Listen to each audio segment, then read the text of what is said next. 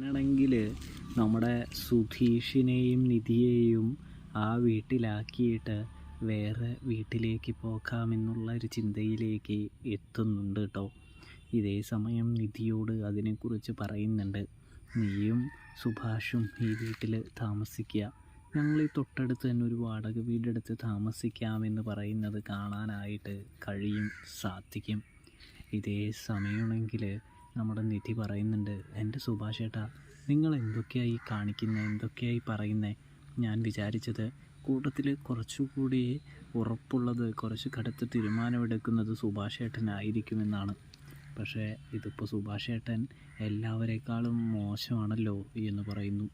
ഇവരൊക്കെ പറയുന്നത് കേട്ട് വീട് ഉപേക്ഷിച്ച് പോവുകയാണെങ്കിൽ പിന്നെ എന്തർത്ഥമാണുള്ളത്? അങ്ങനെയാണെങ്കിൽ എനിക്ക് ഹോസ്റ്റലിൽ പോയി നിന്നാൽ പോരെ? പിന്നെ നിങ്ങൾ ഇവിടേക്ക് എന്നെ വിളിച്ചു കൊണ്ട് വന്നത് എന്തിനാണ്?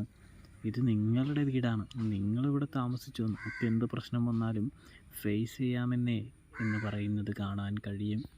ഇതേ സമയമാണെങ്കിൽ, അല്ല സുഭാഷ് ഏട്ടാ, നിങ്ങളെല്ലാവരും പോയിട്ട് ഞാനും ആരുമായി ഇവിടെ താമസിക്കണമെന്ന് പറഞ്ഞേ എന്ന് ചോദിക്കുകയാണ്. അത് കേട്ടതും നീയും സുഭാഷും ഇവിടെ താമസിച്ചോ എന്ന് പറയുന്നു. അത് കേട്ടതും നിധി പറയുന്നുണ്ട്, നമുക്ക് എല്ലാവർക്കും കൂടി വേണമെങ്കിൽ പോവാം ഇയാളെ ഇവിടെ ഒറ്റയ്ക്കിട്ടിട്ട്, എന്നാലും ഇയാളുടെ കൂടെ ഞാനിവിടെ നിൽക്കില്ല എന്ന് പറയാൻ കേട്ടോ. അത് കേട്ടതും നമ്മുടെ സുധീഷ് പറയുന്നുണ്ട്, ഇപ്പോൾ സന്തോഷമായല്ലോ സുഭാഷ് ഏട്ടന്, എന്നെ നാണം കെടുത്തിയപ്പോൾ സന്തോഷമായല്ലോ അല്ലേ? ഞാനത് അപ്പോഴേ പറഞ്ഞതാണ്, കേട്ടിട്ട് വേണ്ടേ? കേൾക്കില്ല, ഇപ്പോൾ അപമാനിക്കാൻ വേണ്ടിയല്ലേ പറഞ്ഞത് എന്ന് പറയുന്നു.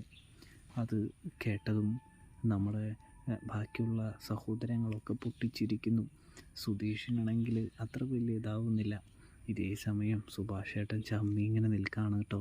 അപ്പോൾ നല്ല